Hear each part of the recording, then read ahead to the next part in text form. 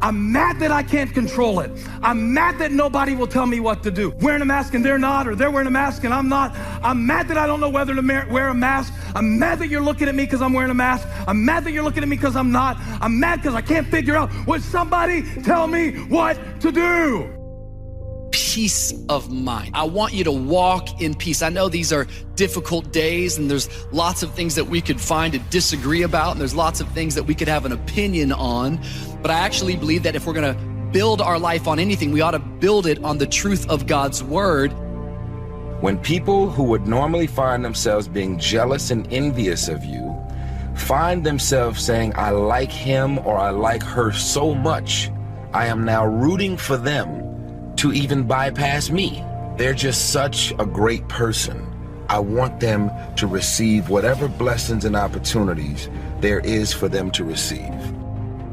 They hurt my feelings. If you have your spare tire, you forgive them and move on. Don't have unrealistic expectations. That person that loves you so much, no matter how good they are, at times they're going to disappoint you. They're going to say things that they shouldn't. Don't be easily offended.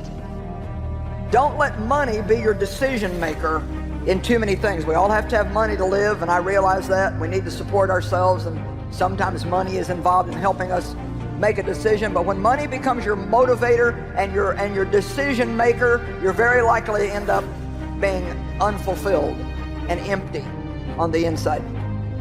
You can find malevolence and ignorance at the level of the individual. And so we would say that's the malevolence and ignorance that characterizes you and other individuals. And it's a viciously powerful and terrifying force. Here's a surprising fact. You may feel the dread, the fear, the kind of anxious feelings that come with a big social situation, but you may still want to go. And that's how you also know that this is probably more in the lane of fear and dread and anxiety than it is just disliking small talk. I'm talking to someone who said, you know what, man? I've taken so many hits. I'm just tired.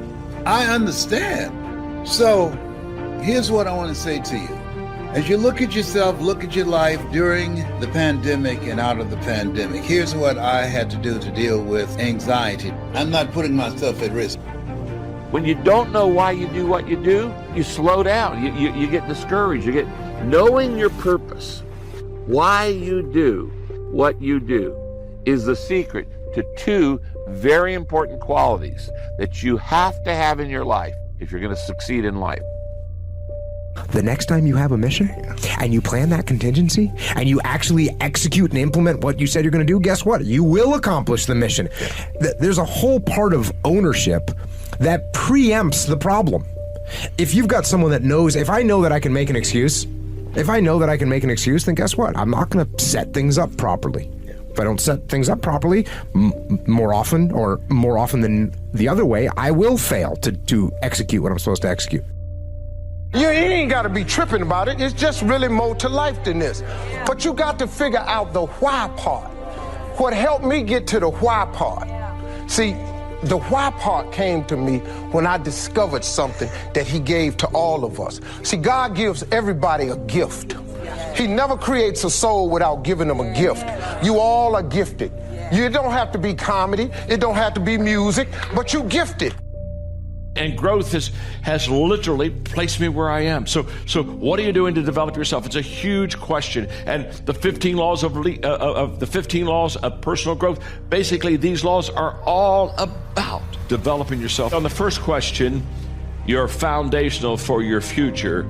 The second question is all about compounding, multiplication. That's where you build a huge business, when you know how to develop other people. A lot of us never accomplish our mission because we will not be honest about our motives. So we'll say what we think we should want. And that's why we never get anywhere in prayer, and why we never get anywhere in self-awareness. And this is why we never get past the same cycle of trying to satisfy our needs, because we will not even be honest with God.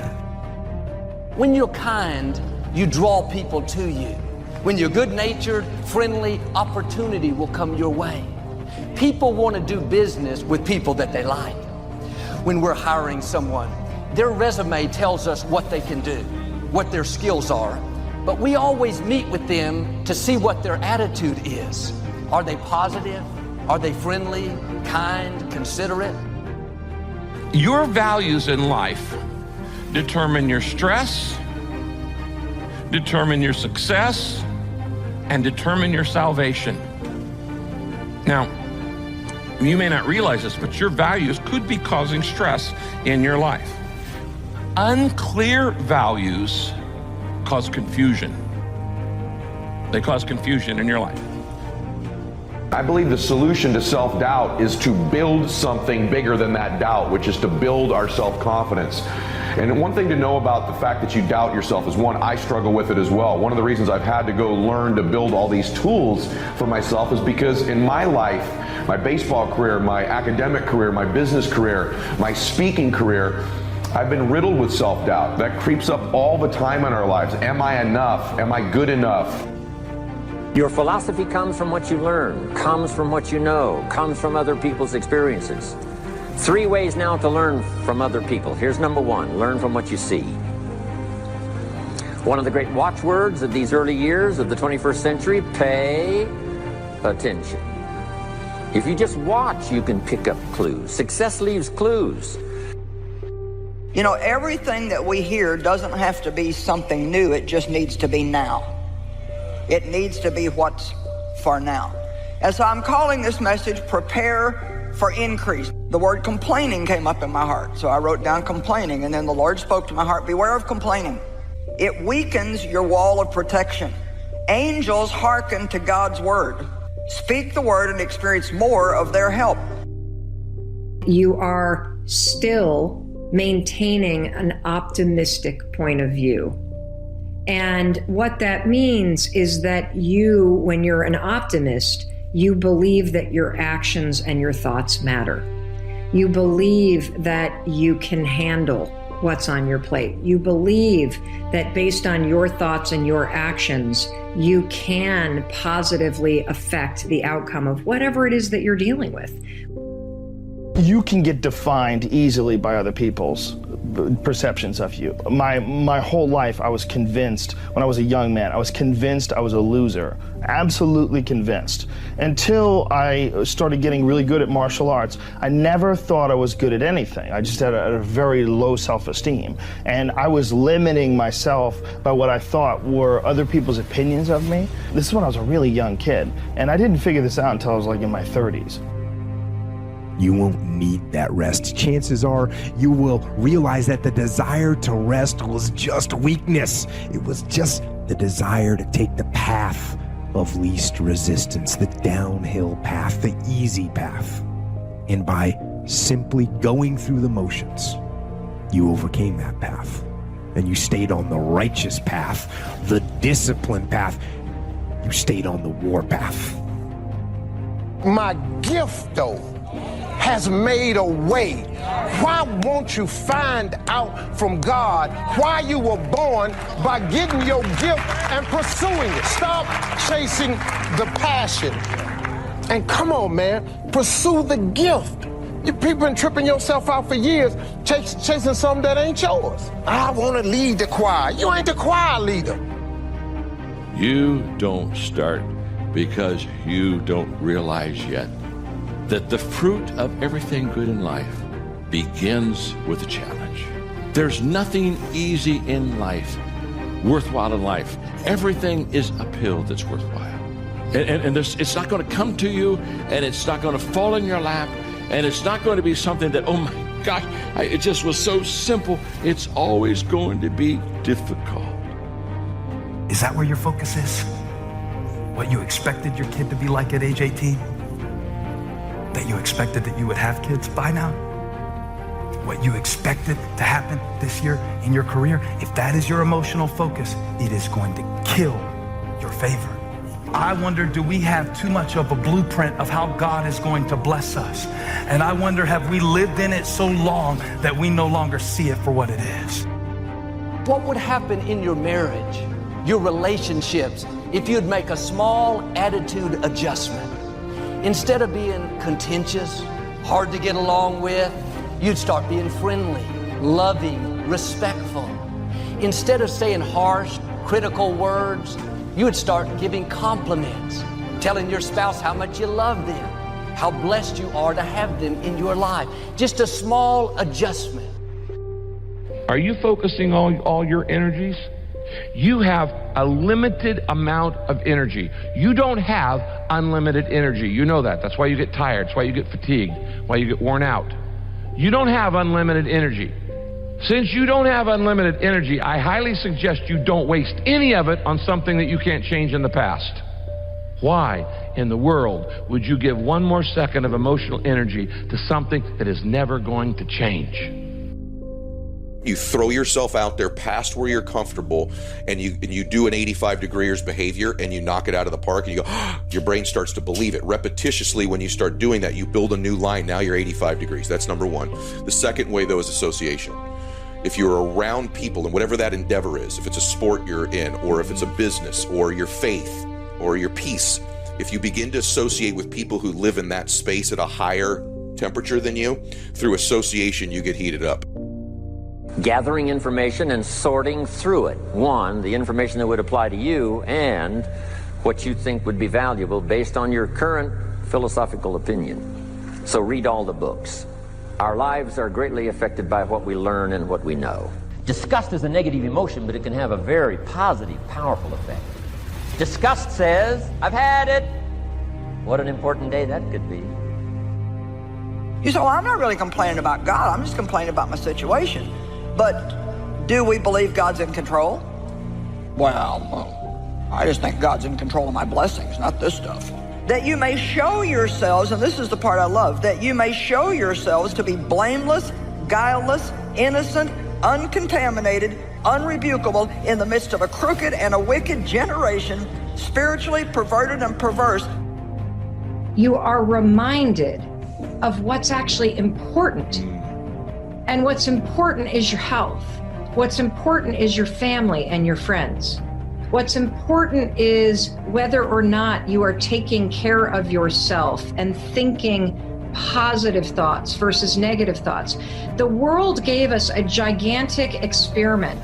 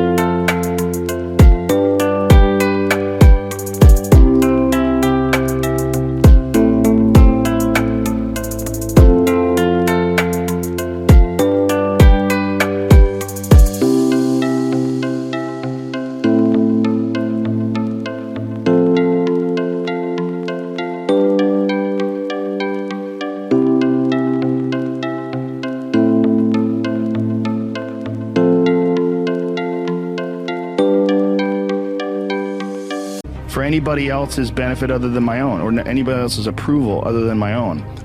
When I have a task, whether it's today I'm going to write 1,000 words, or 2,000 or whatever the number is. If I don't do that, I write things down. Like I'll write down a list of things that get accomplished that day. And if I don't accomplish that, I'll get sick. It'll drive me crazy. If I can't fill out that list, that drives me nuts. The next time you get into a situation and you write down, or you take the excuses and the reasons that you come up with, look at them, and then figure out how those things were actually your fault, and or how you could have prevented them. So you take the most outrageous thing that you know you can't control, you figure out a way to control it, and you take ownership of that thing, and it's gonna make your life so much better. Do you know how valuable it is to be given the gift of life, but then the incredible gift when you figure out why? Because how many people you know can't get it figured out? If you are sitting there thinking it's got to be more to life than this, it's because it probably is. It's probably because God is whispering in your ear saying it's more to life than this. So you better start with yourself. Because if you're leading others and have nothing to give them, nothing to share with them, nothing to teach them, then I can promise you, you'll never be what you want to be as a leader.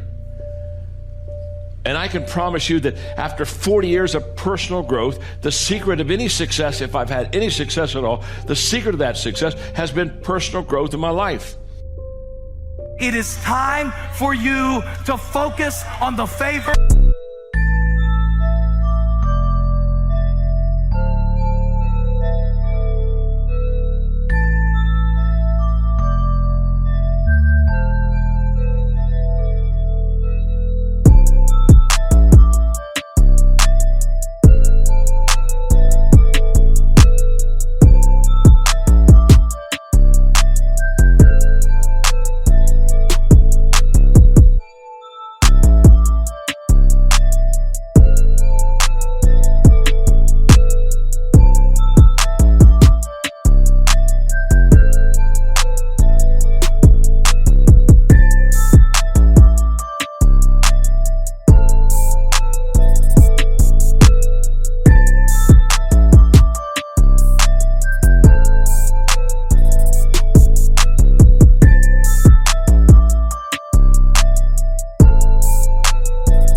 That God has given you in this season of your life, and I promise you this, at Nizio, you will find what you're looking for. If you want to look for goodness, it's on your right hand. If you want to look for mercy, it's on your left hand. But that's not how you have to stay. Try being kind, friendly, good-natured. You'll not only enjoy life more, but you'll go further. On an airplane, there's an instrument called an attitude indicator. It shows how level the plane is on the horizon. And if the pilot wants to ascend, he tilts the plane nose high. If he wants to descend, he tilts it nose down. It's the same principle in life. The problem is most people have never figured out what they are, where they came from, and whether they're valid or not. So really the secret of success is clarifying your values. This is a skill you need to learn. What is valuable to me and what is not valuable? Every time you make a decision, you reveal your values. My question is, do you know where your values came from? How are they working out? Is your life working out with those values? Do you know where you picked them up? Are they working for you? You have to believe in you when it's a battle, when you're a hitter against a pitcher, or when you're a quarterback against a defense, or you're a defenseman in the NHL against their best offensive player, or you're a golfer and you have to make a 9-foot putt to win a tournament, right? You better have self-confidence. In fact, the separator, more often than not at the highest level in sports, is not they're a better shooter or a better putter or throw the ball a little bit faster, because everybody throws hard in the major leagues nowadays, it seems, right? So that if this is missed and this is missed, I can catch up, I can fill the gap, I can do the job. We have to do it when we conduct meetings. We have to do it when we conduct training. We have to do it when we're in a class of just a few. What someone might have missed, we're there to fill in. Self-reliance. Primarily, we're learning to count on yourself. You know, when you don't know what to do in a situation, keep doing what you know to do, which is to be thankful in all things. And in every situation, try to find something positive in it and speak that out. I don't know if you've ever noticed, but when you're by yourself, all by yourself, you don't complain. It's only when people come around. And the reason is we want somebody to feel sorry for us. And if you can bring a sense of realism to it. So I call this, and I think Sean Anker's the one that came up with this term, realistic optimism. Realistic optimism is a really powerful mindset because you're not just putting a sunny spin on a crappy situation. You're being realistic about where you are in your life right now. You're dealing in this world where someone's pretending to be something because it looks like that looks best on the numbers. You know, like they've looked at like some sheets and say they prefer Christian, nothing Mormon or anything crazy like that. This is what people prefer, so let's go Christian. They prefer a person who wears a tie and a suit all the time, so let's dress in the appropriate manner. And they sort of slowly but surely segment themselves into this ridiculous population of pretenders.